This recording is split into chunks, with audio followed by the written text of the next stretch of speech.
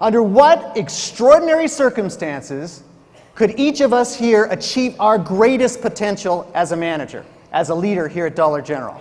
But what we found from 30 years of research is the real holy grail is to learn how to help each of the people that work so hard for us to achieve their greatest potential. When we help them elevate their game, when we help them win, what happens to us?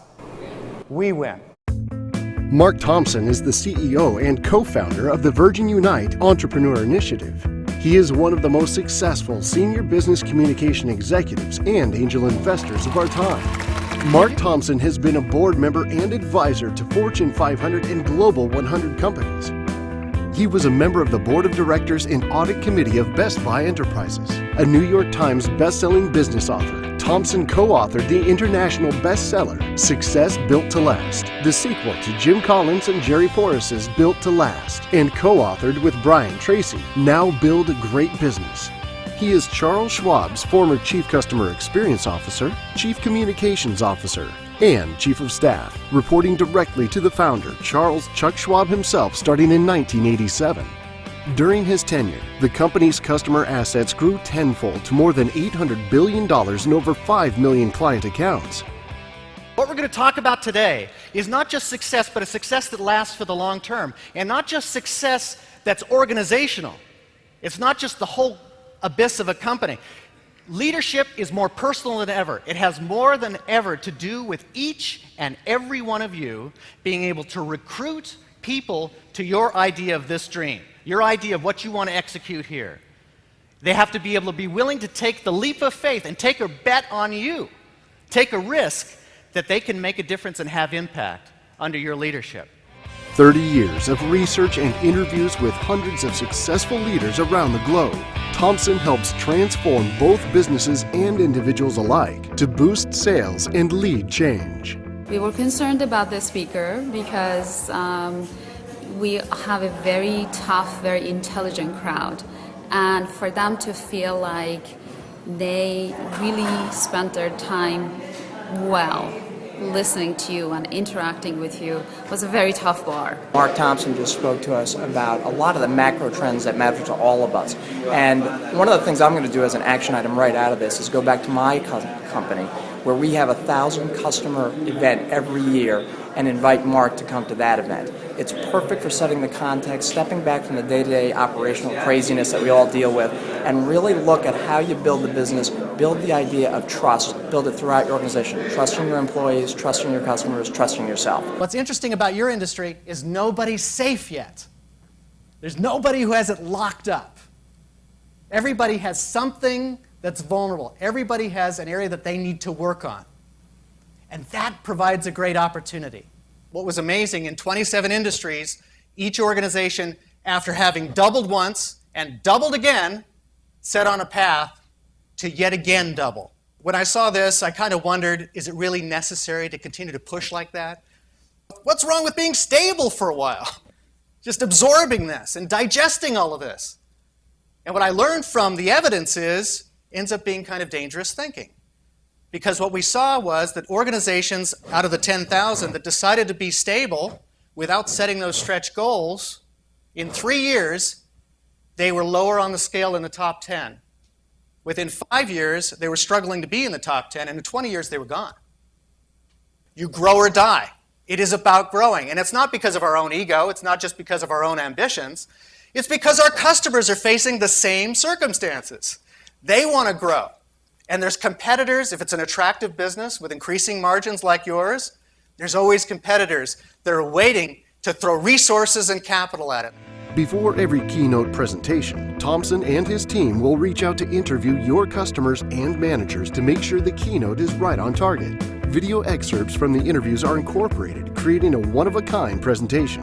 Overall, the presentation was so entertaining and educational because of the way the video clip was incorporated into the presentation style. I think the audience really enjoyed it. I really admire the way you simplified the concepts and made them digestible and understandable, and people could relate to them. So that was very good. I really, really liked that. So as I was telling you, we have our next executive exchange in Florida in May, and Angela could give you the dates, and we'd love to have you there. How many of you would like to see your team be able to be so effective you can manage through these next 5 years of change with great success? How many of you feel that conviction? It's good to see this, because this is at the core of the research we've been doing at Stanford for the last 30 years. What we've been doing is looking at 17 industries that have gone through extraordinary and excruciating change. We looked at organizations, only those that had been successful for 20 years or more. We wanted measurable, demonstrable success. And the good news is that we found, when we did the global survey, that there were 5 principles that were necessary to manage change during turbulent periods like this in all of the industries. We're going to talk about those 5. Whether you're Mother Teresa or Beverly Wallace, or whether you're Nelson Mandela or Ralph Lawson, you've applied 5 fundamental principles. What do you think the first principle is? Defining reality.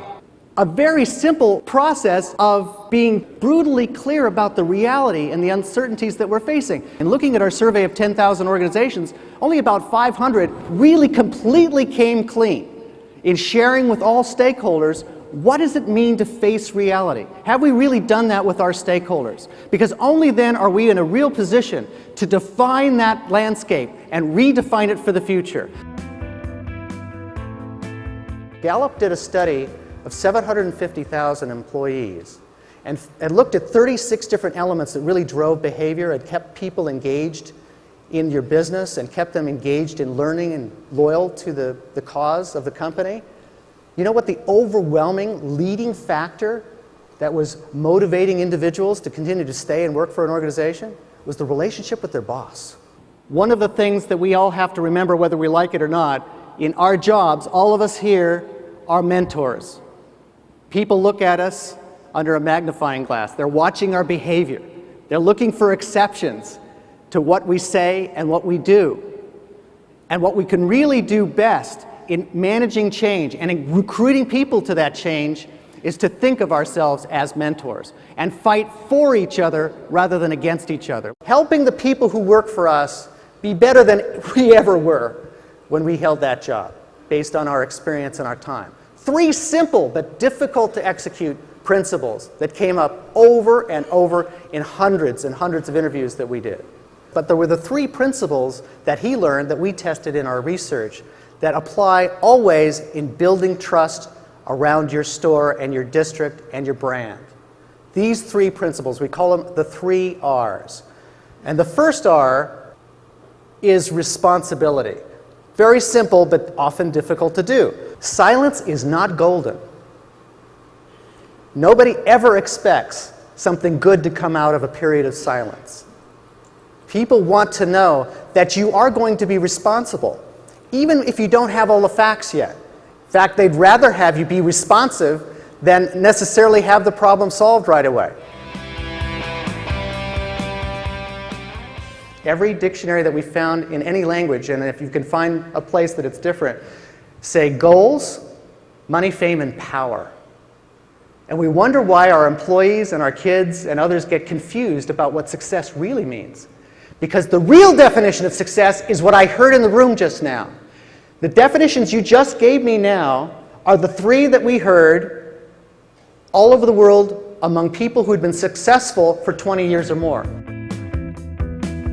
Forbes magazine named Thompson one of the top 100 venture investors with the Midas touch, and he's currently an investor in companies like Facebook and Apple Computer's #1 app provider for the iPhone and iPad. Mark is program chairman of the American Express Peter Drucker Leadership video series. ABC News calls Mark Thompson the Napoleon Hill of the 21st century. Tony Robbins says Thompson will inspire you to greater business results with your heart and your head. Visa International says Mark Thompson's keynote solves business problems and hits the bullseye for your organization. Sir Richard Branson says success built to last reveals a meaningful secret formula for success.